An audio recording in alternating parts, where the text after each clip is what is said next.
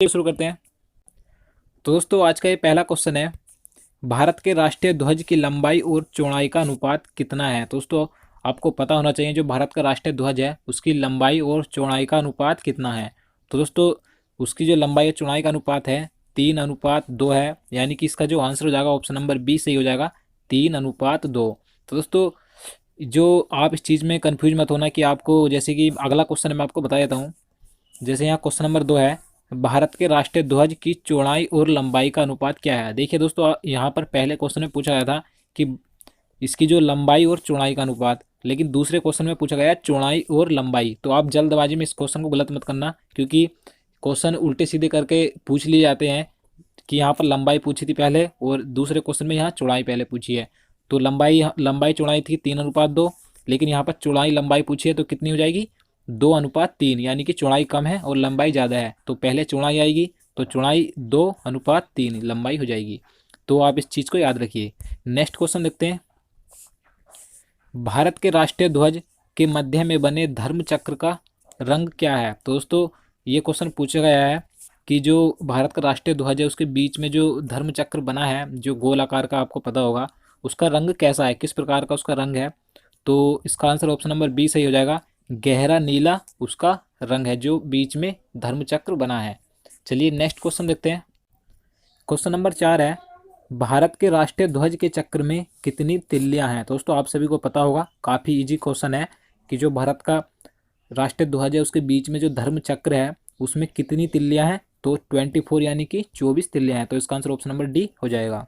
Next question देखते हैं, स्वतंत्र भारत के राष्ट्रीय ध्वज का डिजाइन निम्नलिखित में से किसने बनाया था। दोस्तों वेरी इंपॉर्टेंट क्वेश्चन है, यहाँ से ये क्वेश्चन भी कई बार पूछा गया है कि जो भारत का राष्ट्रीय ध्वज है उसका डिजाइन किसने बनाया था, किसने तैयार किया था। तो दोस्तों आपको पता होना चाहिए। तो इसका आंसर ऑप्शन नंबर डी हो जाएगा, पिंगाली वेंकैया ने इसका डिजाइन बनाया था। तो इसका आंसर ऑप्शन नंबर डी सही हो जाएगा, पिंगाली वेंकैया। तो आप इसे याद रखिए। नेक्स्ट क्वेश्चन देखते हैं। क्वेश्चन नंबर 6 है, भारत का राष्ट्रीय गान है। तो आप सभी को पता होगा कि भारत का राष्ट्रीय गान क्या है। तो जन गण मन भारत का राष्ट्रीय गान है। तो काफ़ी इजी क्वेश्चन है, तो इसका आंसर ऑप्शन नंबर सी हो जाएगा। नेक्स्ट क्वेश्चन देखते हैं, भारत के राष्ट्रीय गान के रचयिता कौन है। तो दोस्तों राष्ट्रीय गान के रचयिता के बारे में आप सभी को पता होना चाहिए। तो आप इसका आंसर लगा सकते हैं कि राष्ट्रीय गान के रचयिता कौन है। तो इसका आंसर ऑप्शन नंबर बी हो जाएगा, रविन्द्रनाथ टैगोर राष्ट्रीय गान के रचयिता हैं। तो दोस्तों इस वीडियो में कुछ इजी क्वेश्चन भी है और कुछ ऐसे क्वेश्चन भी है जिसके बारे में आपको नहीं पता होगा। तो आप ये मत समझिए कि काफ़ी आसान क्वेश्चन है, मुझे पता है, लेकिन यहाँ से अगर क्वेश्चन पूछ लिए जाते हैं तो कभी कभी एग्जाम में नहीं हो पाते हैं। तो आप इस वीडियो को पूरा देखते रहिए। तो अगला क्वेश्चन है, राष्ट्रीय गान जन गण मन सर्वप्रथम कब और कहाँ गाया गया था। तो दोस्तों वेरी इंपॉर्टेंट क्वेश्चन है ये। इसमें पूछा गया है कि जो राष्ट्रीय गान है सर्वप्रथम कब और कहाँ पर गाया गया था, तो ये पूछा गया है। तो इसका आंसर ऑप्शन नंबर ए हो जाएगा, 1911 में सर्वप्रथम कलकत्ता में राष्ट्रीय गान गाया गया था। तो आप इसे याद रखिए, 1911 ईस्वी में कलकत्ता में ये गाया गया था। तो वेरी इंपॉर्टेंट है ये। अगला क्वेश्चन देखते हैं। क्वेश्चन नंबर 9 है, भारत के राष्ट्रीय गान जन गण मन को संपूर्ण रूप में गाने में कितना समय लगता है। दोस्तों आपको पता होना चाहिए कि जो भारत का राष्ट्रीय गान है जन गण मन, उसे संपूर्ण रूप में गाने में कितना समय लगता है। तो 52 सेकंड का समय लगता है। तो इसका आंसर ऑप्शन नंबर बी हो जाएगा, 52 सेकंड।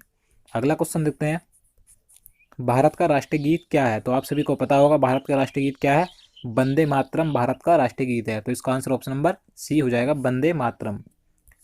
क्वेश्चन नंबर 11 है, भारत के राष्ट्रीय गीत के रचयिता कौन है। दोस्तों जैसे कि मैंने आपको पहले बताया कि भारत के राष्ट्रीय गान के रचयिता कौन है, तो बंकिम चंद्र सॉरी रविन्द्रनाथ टैगोर राष्ट्रीय गान के रचयिता हैं, लेकिन यहाँ पर पूछा गया है राष्ट्रीय गीत के रचयिता कौन है। तो राष्ट्रीय गीत के रचयिता कौन है, बंकिम चंद्र चटर्जी राष्ट्रीय गीत के रचयिता हैं। तो आप इसे याद रखिए, राष्ट्रीय गान के रचयिता रविन्द्रनाथ टैगोर और राष्ट्रीय गीत के रचयिता बंकिम चंद्र चटर्जी हैं। तो अगला क्वेश्चन देखते हैं। क्वेश्चन नंबर 12 है, भारत के राष्ट्रीय गीत के गायन की अवधि क्या है। तो दोस्तों जैसे मैंने आपको पहले बताया कि भारत के राष्ट्रीय गान की अवधि कितनी है, 52 सेकंड, लेकिन इस क्वेश्चन में पूछा गया है कि भारत के राष्ट्रीय गीत की अवधि तो कितनी है, 65 सेकंड है, यानी कि 65 सेकंड है। तो इसका आंसर ऑप्शन नंबर सी हो जाएगा, 65 सेकंड। तो आप इसे याद रखिए। अगला क्वेश्चन देखते हैं। क्वेश्चन नंबर 13 है, भारत का राष्ट्रीय गीत वंदे मातरम सर्वप्रथम कब गाया गया था। दोस्तों इस क्वेश्चन में पूछा गया है कि भारत का राष्ट्रीय गीत सर्वप्रथम किस ईस्वी में गाया गया था, तो 1896 ईस्वी में गाया गया था सर्वप्रथम। तो इसका आंसर ऑप्शन नंबर बी हो जाएगा, 1896 ईस्वी में। अगला क्वेश्चन देखते हैं, भारत का राष्ट्रीय गीत वंदे मातरम किस ग्रंथ से संकलित है। दोस्तों वेरी इंपॉर्टेंट क्वेश्चन है ये। क्वेश्चन नंबर 14 है कि जो भारत का राष्ट्रीय गीत है वंदे मातरम, वह किस ग्रंथ से संकलित है। तो इसका आंसर ऑप्शन नंबर डी हो जाएगा, आनंद मठ में इसका संकलन किया गया है राष्ट्रीय गीत वंदे मातरम का। तो इसका आंसर ऑप्शन नंबर डी हो जाएगा, आनंद मठ। अगला क्वेश्चन देखते हैं, क्वेश्चन नंबर 15 है, आकाशवाणी और दूरदर्शन के दैनिक कार्यक्रमों की शुरुआत किससे होती है। तो दोस्तों इस क्वेश्चन में पूछा गया है, जो आकाशवाणी और दूरदर्शन के दैनिक कार्यक्रम होते हैं उनकी शुरुआत किस धुन से होती है।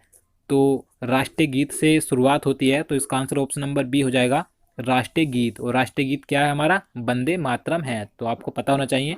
और राष्ट्रीय गीत के रचयिता कौन है मैं आपको बता चुका हूँ। तो बंकिम चंद्र चटर्जी राष्ट्रीय गीत के रचयिता हैं। और राष्ट्रीय गान के रचयिता भी आप ध्यान रखिए, रविन्द्रनाथ टैगोर राष्ट्रीय गान के रचयिता हैं। तो नेक्स्ट क्वेश्चन देखते हैं, क्वेश्चन नंबर 16 है, सारनाथ स्थित राष्ट्रीय स्तंभ का कौन सा भाग राष्ट्रीय प्रतीक चिन्ह के रूप में लिया गया है। दोस्तों वेरी इंपॉर्टेंट क्वेश्चन है। जो सारनाथ में स्थित राष्ट्रीय स्तंभ है, जो भारत का राष्ट्रीय प्रतीक वहाँ से लिया गया है, अशोक की लाट। तो इस क्वेश्चन में पूछा गया है कि राष्ट्रीय प्रतीक के रूप में अशोक की लाट यानी कि सारनाथ स्तंभ का कौन सा भाग है, इस क्वेश्चन में ये पूछा गया है। तो सारनाथ स्तंभ का कौन सा भाग है, शीर्ष भाग है। यानी कि इसका जो आंसर हो जाएगा ऑप्शन नंबर ए हो जाएगा, शीर्ष भाग लिया गया है भारत के राष्ट्रीय प्रतीक चिन्ह के रूप में, जो कि अशोक की लाट है भारत का राष्ट्रीय चिन्ह। तो आपको याद रखना है। तो नेक्स्ट क्वेश्चन देखते हैं, भारत के राष्ट्रीय प्रतीक में निम्नलिखित में से कौन सा पशु दृष्टिगत नहीं है। तो दोस्तों इस क्वेश्चन में पूछा है कि जो भारत का राष्ट्रीय प्रतीक है उसमें से निम्न में से आपको बताना है कि कौन सा पशु दृष्टिगत नहीं है, यानी कि कौन सा पशु उसमें दिखाई नहीं देता राष्ट्रीय प्रतीक में। तो इसका आंसर ऑप्शन नंबर डी हो जाएगा, हिरण। हिरण उसमें दिखाई नहीं देता है, जबकि सिंह यानी कि शेर और सांड और घोड़ा ये तीनों उसमें दिखाई देते हैं। तो अगला क्वेश्चन देखते हैं, भारत के राष्ट्रीय प्रतीक चिन्ह में कितने शेर दिखाई देते हैं। दोस्तों इस क्वेश्चन में पूछा गया है, जो भारत का राष्ट्रीय प्रतीक चिन्ह है उसमें कितने शेर दिखाई देते हैं, यानी कि सिंह दिखाई देते हैं। तो 3 सिंह उसमें दिखाई देते हैं। तो इसका आंसर ऑप्शन नंबर सी हो जाएगा, 3। तो अगला क्वेश्चन देखते हैं, क्वेश्चन नंबर 19 है, भारत का राज चिन्ह अशोक महान द्वारा सारनाथ में स्थापित सिंह स्तंभ से लिया गया है। इस राज चिन्ह के मूल स्तंभ में कितने सिंह हैं। तो दोस्तों इस क्वेश्चन में पूछा गया है कि इसमें कुल कितने सिंह हैं। तो 4 हैं। तो इसका आंसर ऑप्शन नंबर सी हो जाएगा। और मैं आपको बता दूं कि इससे पहले जो मैंने क्वेश्चन आपको बताया है कि भारत के राष्ट्रीय प्रतीक चिन्ह में कितने शेर दिखाई देते हैं, तो यहाँ पर पूछा है कि कितने शेर यानी कि सिंह दिखाई देते हैं। तो दिखाई देने की बात आती है तो 3 दिखाई देते हैं, लेकिन मूल रूप से कितने हैं स्तंभ में, 4 सिंह हैं, यानी कि 4 शेर हैं। तो आप इसे याद रखिए। नेक्स्ट क्वेश्चन देखते हैं, क्वेश्चन नंबर 20 है, भारत के राष्ट्रीय संबंध के रूप में किस संबंध को मान्यता दी गई है। दोस्तों भारत पूछा गया है कि भारत का राष्ट्रीय संबंध कौन सा है जिसे संबंध के रूप में मान्यता दी गई है। तो इसका आंसर ऑप्शन नंबर बी हो जाएगा, शक संबंध को मान्यता दी गई है राष्ट्रीय संबंध के रूप में। तो इसका आंसर ऑप्शन नंबर बी हो जाएगा, शक संबंध। नेक्स्ट क्वेश्चन देखते हैं, क्वेश्चन नंबर 21 है, शक संबंध पर आधारित राष्ट्रीय पंचांग प्रथम मास होता है। तो दोस्तों इस क्वेश्चन में आपको बताना है कि शक संबंध पर आधारित जो राष्ट्रीय पंचांग है उसका प्रथम महीना कौन सा होता है। तो चैत्र का महीना होता है प्रथम। तो इसका आंसर ऑप्शन नंबर ए हो जाएगा, चैत्र। अगला क्वेश्चन है, शक संबंध पर आधारित राष्ट्रीय पंचांग का अंतिम मास होता है। तो दोस्तों इस क्वेश्चन में अब आपको अंतिम महीना बताना है कि शक संबंध पर जो आधारित राष्ट्रीय पंचांग है उसका अंतिम महीना कौन सा होता है। तो फाल्गुन अंतिम महीना होता है। तो इसका आंसर ऑप्शन नंबर डी हो जाएगा, और प्रथम चैत्र का होता है। तो आप इसे याद रखिए। अगला क्वेश्चन है, क्वेश्चन नंबर 23 है, भारत का राष्ट्रीय पशु क्या है। तो आप सभी को पता होगा, वेरी इजी क्वेश्चन है ये। तो भारत का राष्ट्रीय पशु क्या है, बाघ है, ना कि चीता। आप इस चीज़ को मत लगाइए। अगर आपको 4 ऑप्शन में चीता देता है और या सिंह देता है, जो राष्ट्रीय पशु है बाघ है। नेक्स्ट क्वेश्चन देखते हैं, बाघ से पूर्व भारत का राष्ट्रीय पशु क्या था। तो दोस्तों इस क्वेश्चन में पूछा गया था कि जो हमारा इस समय वर्तमान में राष्ट्रीय पशु है बाघ, उससे पहले भारत का राष्ट्रीय पशु क्या था। तो आपको पता होना चाहिए। तो उससे पहले जो हमारा राष्ट्रीय पशु था क्या था, सिंह था, यानी कि शेर। तो नेक्स्ट क्वेश्चन देखते हैं, क्वेश्चन नंबर 25 है, भारत का राष्ट्रीय पक्षी है, तो आप सभी को पता होगा भारत का राष्ट्रीय पक्षी क्या है, मयूर यानी कि मोर है। तो इसका आंसर क्या हो जाएगा, ऑप्शन नंबर ए हो जाएगा मयूर।